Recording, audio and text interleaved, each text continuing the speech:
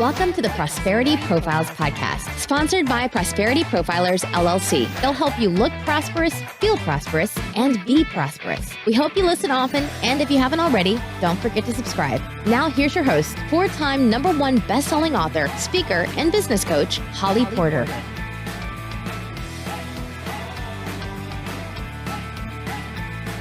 Hello, and welcome everybody to another day at the podcast. I've got one of my fabulous guests that is another one of our 40/40 Rules co-authors of the second volume of the 40/40 Rules, Wisdom from 40 Women Over 40, Rebecca Hall-Gruyter. How are you? I'm great. Honored to be here today. How are you doing? I'm doing great. I feel like I'm a little bit in the dark. My light's not working very well in here, so here we are. And I know if you're listening, you can't see me. So if you're watching, you can. And I'm a little bit dark, so do apologize for that. And that being said, we are going to move forward into this great little interview with Rebecca. Rebecca specializes in highlighting experts, influencers, messengers, and events to help them reach more people around the world. She is committed to helping reach more people in a multi-platform, multimedia approach so that they can share their message, vision, and expertise around the world in a positive, heart-centered, and transformational way. So the world needs more of you is what Rebecca says, right? And she's the founder of and the owner of Your Purpose-Driven Practice, creator of Women's Empowerment Series events and TV show. It's released on 2 international TV networks. She's the creator of Speaker Talent Search and international best-selling author multiple times. How many times? Have you kept track? Oh, I know there have been approximately 20 books released so far, and almost all of them have been bestseller, international bestseller. Yay, yippee! Yay! So fun. Every time it's fun. Whether you get it 1 or 10 times, it's still fun. She's also the producer and the creator of popular international live broadcast radio show called Empowering Women, Transforming Lives. And that's also released on multiple channels and networks around the world. She's the CEO of RHG Media Productions. She recently launched an international TV network called RGH TV Network, bringing positive and transformational shows to the world. So this network is committed to making a positive difference and a lasting legacy, one show and one heart at a time. We are proud to share that she has recently launched the global magazine, RHG Magazine and TV Guide. That's published quarterly as she seeks to help influencers reach more people around the world. And did I hear you say you might need to publish that more than quarterly because it's getting big? Yeah, it's now expanding to 6 times a year. Yeah, that's amazing. Oh, yeah. Growth is a great thing, you know? It really is. Absolutely. Yeah, I'm up for that.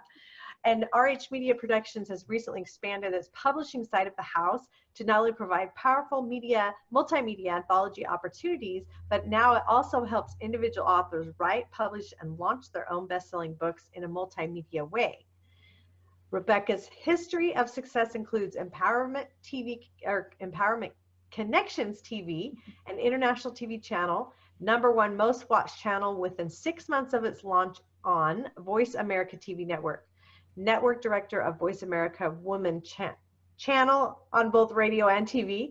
She's achieved $25 million club and Circle of Champions as a financial advisor and is a popular Voice America radio show host. Her show is rated #1 on the Women's Channel. Recently, she was honored to attend a powerful conference where she interviewed powerful experts in their field from across the country, including FCC Commissioner of the United States. In one weekend, reached 4.5 million viewers and listeners, direct media downloads around the world. So Rebecca wants to help you expand and reach your influence and impact more people around the world. And I will say, I just got back from an event last weekend up in Northern California where Rebecca had this, and it was very powerful, and she does do exactly what she promises. So welcome to the show. Oh, thank you. I'm very honored to be here, excited to spend some time with you and share about our book and support everyone out there and being seen on higher and higher levels. Oh, yeah. Well, when they listen or watch this podcast, the book will already be launched because we do pre-record, as we've never been not transparent about that. We don't do that. Perfect. You're on my show. Way too many bloopers, which I leave, by the way. I just say what I say, right? It's like, all right. So, tell us a little bit more. Like, what's your story? Like, what got you into doing what you're doing now? Sure. It starts actually with my childhood. I came from a very unsafe environment that was abusive. I experienced all different kinds of things that a little girl should not know about, much less experience. And I was in that environment for many years during those formative years. And when I cried out for help, it wasn't believed. Uh-huh. And I was put back in the environment, it would become more severe. So I took on some truths in that environment that I must not matter. I'm not okay. There's something horribly wrong with me that's causing this. And absolutely, it is not safe to be seen or heard. And I must not be lovable. Mm. And so I sought to stay below the radar. I was that little girl that was really good at smiling really big, acting like everything was okay, but had really sad eyes if people looked a little bit closer. And eventually I was rescued, which I'm very grateful for. My dad's a hero in my life, coming in and rescuing me, and got to go on a healing journey. And it's a journey. And I discovered along the way that I had value, that I mattered. They fought for me at great cost to free me from that environment. So I was valuable. I had worth. I mattered. And it wasn't my fault. Right. And eventually learned it was safe to be seen and to be heard, to share my voice. But it's one thing to know that intellectually. I think we know a lot of things intellectually. That doesn't mean we know it on a cellular level. And that's where my journey has been the longest and the most powerful and profound in my life, is discovering, releasing the fear around being seen and heard, embracing visibility, stepping forward, and then helping others do it as well. Well, you're doing it and you're living the dream, right? Yes. And it's so important that you shared that, because so many people suffer from this same, I call it a tragedy. It's a tragedy, when your confidence is stripped from you and your visibility is stripped from you and you don't think you matter, because everybody matters, right? Yes. Yeah. So I love that you're saying that and sharing that message, because it's super important. What do you think people can do to become more visible? Well, we have opportunities and choices in our everyday life, whether it's on stage or not, to be seen, to be heard, to add our voice to the conversation. Whether we realize it or not, we're echoing things out all the time. It can be in this line at the store. What are we choosing to echo out? And is it something that matters to us? Are we choosing to share our gifts with others in the world? To me, it's choice by choice. Whatever platform you're on, whatever places you're called to share, are you stepping up or shrinking back? And I think sometimes we shrink back, and where someone else will do that, we have all the lists of how we're not qualified and someone else is better at that. And what I've learned is it's not about perfection at all. Right. No. It's about connection, and it's a willing spirit, and it's heart by heart, life by life. And when I was called to step into the speaking world, I had that list of everyone else who was more qualified, why I was so not the person to be doing that, how I had suffered enough. I shouldn't have to be vulnerable to make a difference. Right. I wanted to just see the transformation without having to be seen in the process. And I wrestled and wrestled. I argued with God. I had lots of reasons why I'm not that person. Mm-hmm. And finally said, okay, God, I'm willing to do this if it can make a difference for another, if it can make the passing of another little girl, the journey of another little girl, easier, I'll share if it can make a difference. But please don't have it have anything to do with the radio or television or books or more than 50 people at a time, and no cameras, no filming. I have this long list. Look at you now. I don't want to, because those were things that were so scary for me. Yeah. And out of my control, and control had become very important to me on my journey. Having control, having boundaries. And I had to release all of that. And the funny thing is, kind of funny, nobody was asking me to do any of those things at that time. It was all things I was afraid of and imagining and wanting to use as a reason not to. Yeah. And I felt like God came back to me and said, it's a yes or no. Yeah, which is the reason why you should do it. If it doesn't scare you, you know, you probably shouldn't do it. But if it scares you, you should always do it. Exactly. Absolutely. And I finally leaned in and I said, I hope I don't have to do all those things. I listed them again, but it was a yes or no period. And it was my choice. And Yeah. I'm willing to go where I'm called to go and serve where I can serve if it can make a difference for another. And to this day, every time I'm stretched, that's the same thing that will pull me forward. Well, I'm attracting a lot of introverts lately into my life, which is interesting because I'm so extroverted. So I probably drive most of them crazy. What would you say to an introvert, you know, because maybe there are people that really don't want to be seen, like they want to be behind the scenes, but we all still want attention of some sort, you know. When you get people that come into your life that, you know, they need more visibility and they know it, but they're introverted, how do you work with them? I'm an introvert myself. I knew that. So I know that journey. Yeah. And what has helped me is allowing myself time at events or when I'm speaking to pull back a little bit behind the scenes and recenter, rebalance, because sometimes when you're an introvert, you can get pulled so many directions and get overwhelmed. And so it's important to give yourself space and time to center and balance. And then the other thing is, it's not about me. Visibility is not about me. It's about the people that need to hear the message. Yeah. And I believe if we are called to share something, we need to be easy to be to be found. We need to not make it this difficult search to find us in the back of the room hiding. We need to be willing to step into that place to help another. And to me, that is motivating to me. That when I realized there's less pressure, it's not about me. I don't have to be perfect. Yay. I just have to be willing and serve in that space and share what I'm given to share. And I know that the people will hear that are called to hear it, because the thing with visibility, it's not about the spotlights. It's not about whatever media you happen to be on the live stage at the events.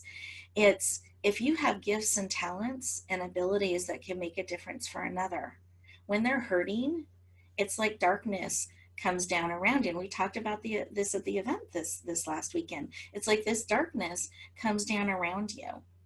And the only thing I know that cuts through darkness is light. And I believe we need to be willing to shine brightly enough when we become that light that cuts through darkness, that they can actually see our hand outstretched. And then they can take a hold and we can walk beside them. And to me, it's life by life, heart by heart. And as an introvert, that is not as overwhelming for me. If I remember, it's one message, it's one I'm reaching out to touch. And if it connects with more, I'm humbled by that, thrilled by that, and we'll keep going and keep sharing. Agree, 100%. I would say, you know, I'm an extrovert, you know, like I said, so for me, I still, because I'm an empath, about day 2 of events when I go out or when I don't really even like to go to anything with big crowds anymore, because I get, you know, you just absorb so much and there's so much negativity in the world that I really have to be careful. And so even being an extrovert, you can get those feelings of feeling like introverts. And so I agree with everything you said. What I would add is figure out what works for you, because as extroverts, I think they don't take the time, especially if you're an ADHD extrovert like I am. You gotta like double, you know, you have to really just step back and figure out like and regroup, like you said, get balanced and figure out like what's going to work for you. Because I think a lot of times you get scattered because you are an extrovert, or because you are, whatever you are, whatever label you want to label yourself, which shouldn't be any, but just saying, if you're like that, just figure out like what it is that's going to bring your energy back in a little bit. Because I think that's why people do feel so scattered all the time, is they don't know how to control what they're feeling. And so they just feel and seem scattered. Does that make sense? Absolutely. Absolutely. Finding those tools and things that support you. I use essential oils a lot as well. I find that balances me and supports me powerfully. So finding those things that we can bring forward with us. And Right.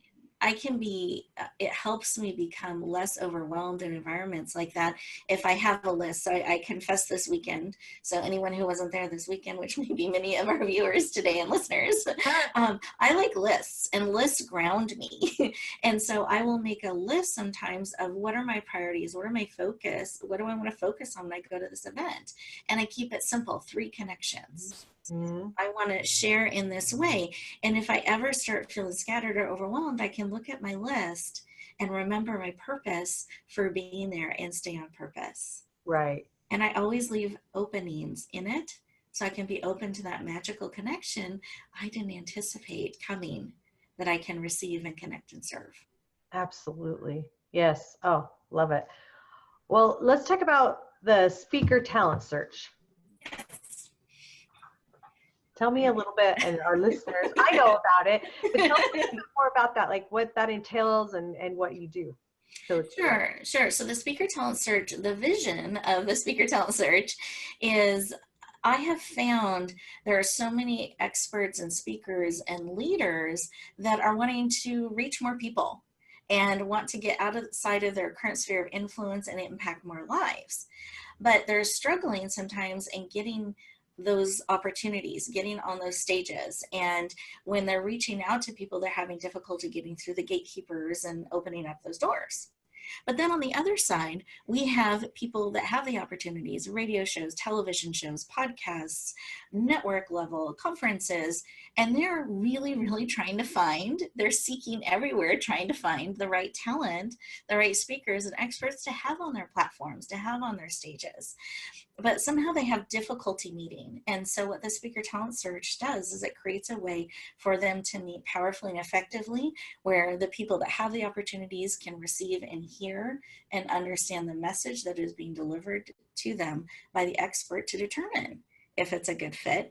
And it also supports the speaker and expert in getting everything organized and ready, because you need that if you're going to say yes to opportunities to be on stages. You can't be getting ready to get ready. You've got to get ready. Honor deadlines, turn things into the right place and the right time. That's really important for people that have the stages and the opportunities. That's critical for it all connecting and working. And I find speakers go through the process. It's an 18-question questionnaire, so people know that's the first step. That's the application process. They get clarity. They find a different way to express who they are in their message, and frequently will start getting opportunities even before they turn in the form and the application, because they're able to share their message a little bit differently, that people can hear it more clearly.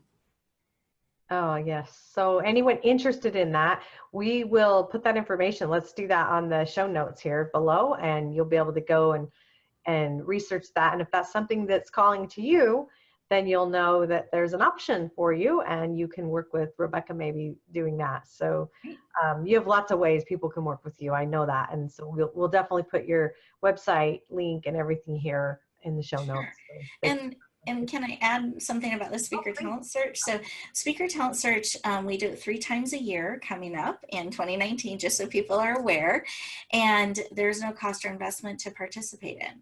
This is a way that we're really helping make those connections for people and want to support speakers in getting on more stages and impacting more people. So really, why wouldn't you do it, people? Like, if you want to speak and that's calling to you, like, here's an opportunity we are giving you. Please step forward and do it. Exactly. Lean in. We want to make it easy. That's right. All right. Well, good. Okay. Well, you like to say life is not a solo journey. what are some of the resources that we can tap in to support us on our journey? Perfect. And I like to say that because somewhere along the lines, we've taken on this belief that we've got to do it alone, pull ourselves up by our bootstraps, and we just kind of push forward, and it's just not a truth. We all are designed to walk beside each other. It's not a solo journey. So I want to encourage everyone to, we all do this, to be mindful of that, and check in every once in a while. How can I get support? How can I lend support?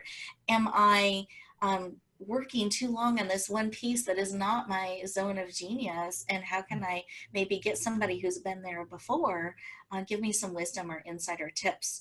We need to be willing to reach out for help.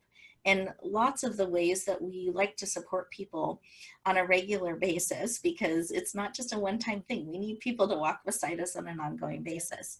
So we have our television network, which is RHG TV Network. And we have programs that support people on a weekly basis. Some of them are meditations, some of them are audio shows, some of them are video shows, but they're on a weekly basis, and they're all in the transformational arena to support people. And I believe we have 50 weekly shows being produced right now, and then archives of hundreds and hundreds. So you can look things up by subject, you can look up things in ways that support you. They're play on demand, and there's no cost to enjoy those programs. So we want to eliminate that barrier and walk beside you, support you. We have anthologies that we produce and release several a year that are also designed to walk beside you, multiple voices coming together, like the book that we're in together, and helping people learn from others. We don't have to figure it out on our own. We don't have to take the harder path. We can take a path letting wisdom pour into us. When I was a little girl, I just remember this with my dad. I wouldn't say too little. I was probably in the teens. And my dad's brilliant and has an engineering mind. So this step leads to this step, and he's already researched everything, knows the best, safest, most efficient way to do things. And I always called it, he was leading me down a rabbit trail, showing me the logic of how to do these things. And I would get so frustrated because I wanted to figure it out on my own. I wanted to find my own way. I wanted to see where I started and stopped. And he's trying to help me have less pain in my life and learn. And we would battle over that. And I remember one day being so frustrated, kind of feeling like I was backed into a corner of the logic step, logic step, logic step, logic step. And I said, don't help me so much. Let me figure it out. Let me mess up a little bit and learn my way. And so it was finding that balance. And then right on the other side, after I expressed that emotion, I went over to him and I said, so what should I do here? So I think we all have that. We want to figure things out. Yeah. And I think that's great, that desire, but allow that wisdom to pour into you and have multiple voices pour into you so you can find your way and where you start and stop and what that dance is for you. Yeah, we all need support, whether we want to admit it or not, we all need support at some time or other. So we need to figure out what that looks like and get it, right? Exactly. Well, our time is up. Is there anything on your heart that you'd like to share that you want to just close it out with? Any special more words of wisdom than you have already given us? Well, I want to thank you for this time today and having this opportunity to share with you and share with your followers. Just an honor. And those of you listening, I want you to know that it's not an accident you're tuning into today, into this program, that there is something in this program, in this series, to serve and support you, or you would not be tuning in. So I want to encourage you to take a moment or so after the show to really receive what is speaking to your heart and spirit. And it may be in something we shared, it may be something as we've shared that's spoken into your spirit and your heart. And I want to encourage you to lean into that and know that you're beautifully and wonderfully made on purpose and for a purpose. And you're absolutely needed just as you are for such a time as this. So lean in, choose to shine. Oh, I love that. Couldn't have said that better. Well, thank you so much for joining us today, Rebecca. And you are always such a joy and a light to have and talk to. So you listeners, you know what? You've got her information here in the show notes. So get a hold of her, and hopefully we'll maybe see you again on the show in the future. Would love that. Thank you. Okay, until next time. Thank you, everybody. Bye for now.